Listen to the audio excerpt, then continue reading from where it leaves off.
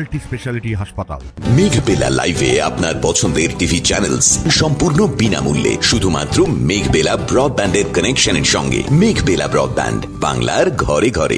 এই প্রবল ঘূর্ণিঝড় এর প্রভাবে আমাদের পশ্চিমবঙ্গের বিভিন্ন জেলাতে হালকা থেকে মাঝারি বৃষ্টিপাত হওয়ার সম্ভাবনা থাকছে। তার সঙ্গে ভারী বৃষ্টিপাতের সতর্কতাও রয়েছে, আর অতি ভারী বৃষ্টিপাতের সতর্কতাও রয়েছে উত্তরবঙ্গের জন্য।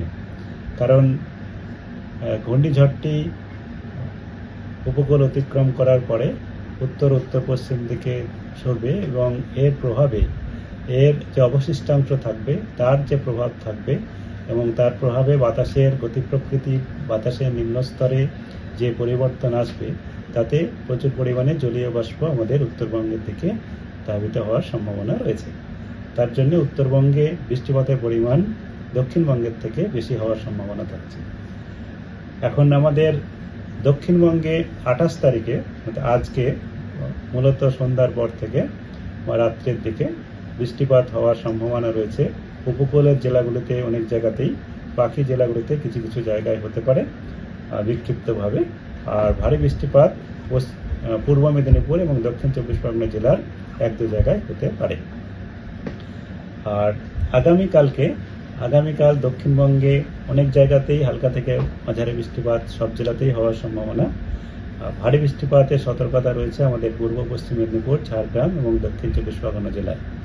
এই জেলাগুলিতে ভারী বৃষ্টিপাত 1-2 জায়গায় হতে পারে, তবে মূলত বেশি সম্ভাবনা আমাদের হালকা থেকে মাঝারি বৃষ্টিপাত হওয়ারই, আর যেটা হবে বজ্রবিদ্যুৎ সহ। তার জন্য বজ্রপাতেরও সতর্কতা সব জেলাতেই আছে, এটা বিক্ষিপ্তভাবে হতে পারে।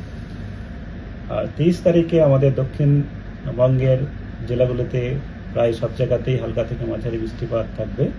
পুরুলিয়া, পশ্চিম বর্ধমান, বীরভূম, মুর্শিদাবাদ জেলার মধ্যে 1-2 জায়গায় ভারী বৃষ্টিপাত হতে পারে বলে সতর্কতা দেওয়া রয়েছে।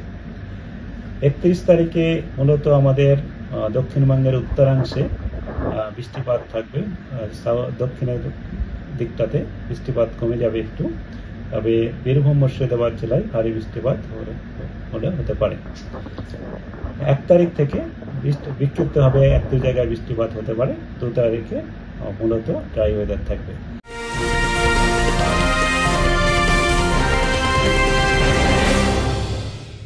উত্তর 24 পরগনা ও তার আশপাশের এলাকার মানুষের সেবায় ক্যাথল্যাবের মতো অত্যাধুনিক সুবিধা নিয়ে পরিষেবায় ব্রতী সারদা মাল্টি স্পেশালিটি হাসপাতাল।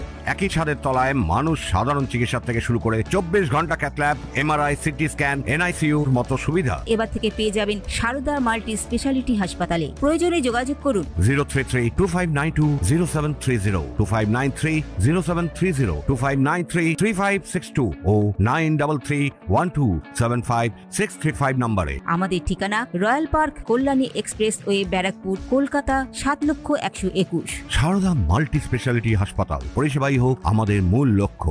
উত্তরবঙ্গে যেটা দেওয়া হয়েছে, উত্তরবঙ্গে আজকে মূলত ড্রাই ওয়েদারই থাকবে। 1-2 জায়গায় হালকা বৃষ্টিপাত হতে পারে। আমাদের মূলত দক্ষিণাংশে যেমন মালদা, উত্তর দক্ষিণ দিনাজপুর জেলাতে বজ্রবিদ্যুৎ সহ বৃষ্টিপাতের সম্ভাবনা থাকছে এবং জলপাইগুড়ি জেলাতেও, তবে বিক্ষিপ্তভাবে। উত্তরবঙ্গে যেটা বৃষ্টিপাতের বেশি পরিমাণ হওয়ার সম্ভাবনা রয়েছে সেটা 30-31 মধ্যে, মানে 30 থেকে 1 তারিখ সকালের মধ্যে। 30 তারিখে আমাদের মালদা, উত্তর দক্ষিণ দিনাজপুর, জলপাইগুড়ি, কালিম্পং, দার্জিলিং জেলাতে ভারী বৃষ্টিপাতের সতর্কতা দেওয়া হয়েছে। 31 তারিখে যেটা হয়েছে সেখানে ভারী থেকে অতি ভারী বৃষ্টিপাত আমাদের উপরের 5টা জেলাতে, দার্জিলিং, কালিম্পং, জলপাইগুড়ি, আলিপুরদুয়ার, কুচবিহার এইসব জেলাতে হওয়ার সম্ভাবনা রয়েছে। আর 1 তারিখে ক্রমশ সরে যাবে, তবে আলিপুরদুয়ার, কুচবিহার জেলাতে 1 তারিখে সকালের দিক থেকে দুপুরের মধ্যে ভারী বৃষ্টিপাত 1-2 জায়গায় হতে পারে। এই হচ্ছে আমাদের উত্তরবঙ্গে। 2 তারিখ থেকে উত্তরবঙ্গেও আবহাওয়া উন্নতি হবে। আচ্ছা, এখন আমাদের কলকাতা তার পার্শ্ববর্তী অঞ্চলে যেটা রয়েছে, কলকাতা তার পার্শ্ববর্তী অঞ্চলে আজকে থেকেই সাধারণত মেঘলা আকাশ থাকবে। এই সাধারণত মেঘলা আকাশ আমাদের 31 তারিখ পর্যন্তই থাকার সম্ভাবনা থাকছে এবং প্রতিদিনই হালকা থেকে মাঝারি বৃষ্টিপাত হওয়ার সম্ভাবনা। তার মধ্যে 29-30 এই 2 দিনে, কাল পরশু বেশ কয়েক পশলা হালকা থেকে মাঝারি বৃষ্টিপাত হতে পারে। তবে কন্টিনিউয়াস যেটা বৃষ্টি সেরকম বৃষ্টি নয়, কিছুক্ষণ বৃষ্টি হলো, আবার সাধারণত মেঘলা আকাশ, তারপরে আবার কিছুক্ষণ বৃষ্টি এরকম হতে পারে। আবার খুবই হালকা বৃষ্টিও হতে পারে, তবে 1-2 পশলা মাঝারি ধরনের বৃষ্টিপাতের সম্ভাবনা রয়েছে। এই হচ্ছে আমাদের আগামী স্থলভাগের জন্য। এখন আমাদের সব থেকে বড় যেটা প্রভাব সেটা হচ্ছে মৎস্যজীবীদের উপরে।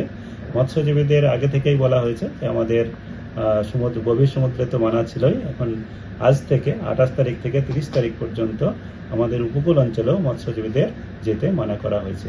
সমুদ্রে যেতে, উপকূল ভাগেও যেতে মানা করা হয়েছে 28 থেকে 30 তারিখ পর্যন্ত। অ্যাডভাইজারি আমাদের যেমন উত্তরবঙ্গ এবং দক্ষিণবঙ্গ দুটোতেই যে সতর্কতার সঙ্গে বৃষ্টিপাত, মূলত উত্তরবঙ্গের ক্ষেত্রে যেমন আমাদের ভারী বৃষ্টিপাত বা অতি ভারী বৃষ্টিপাত হলে সেখানে ভূমিধসের সম্ভাবনা হয় এবং আমাদের নিচু জায়গাগুলোতে জল জমার সম্ভাবনা হয়। সেই মতো আমাদের বুলেটিনে অ্যাডভাইজারিও দেওয়া হয়েছে। ট্রাফিক ম্যানেজমেন্ট প্লাস আমাদের যেগুলো ভূমিধস প্রবণ এলাকা, জল জমা প্রবণ এলাকা, সেখানে মুভমেন্টের জন্যে বা এর জন্যে সতর্কতা অবলম্বন করার জন্য বলা হয়েছে। আর কৃষিকার্যেরও কিছুটা যেগুলো আমাদের পরিপক্ক ফসল রয়েছে সেগুলোর ক্ষতি হওয়ার সম্ভাবনা থাকছে, তার জন্যে বৃষ্টির কারণেই, তাই জন্য খুবই যেগুলো পরিপক্ক হয়ে গেছে সেগুলো হারভেস্ট করে নেওয়ার জন্য বলা হয়েছে। সেটা উত্তরবঙ্গ দক্ষিণবঙ্গ দুই ক্ষেত্রেই প্রযোজ্য।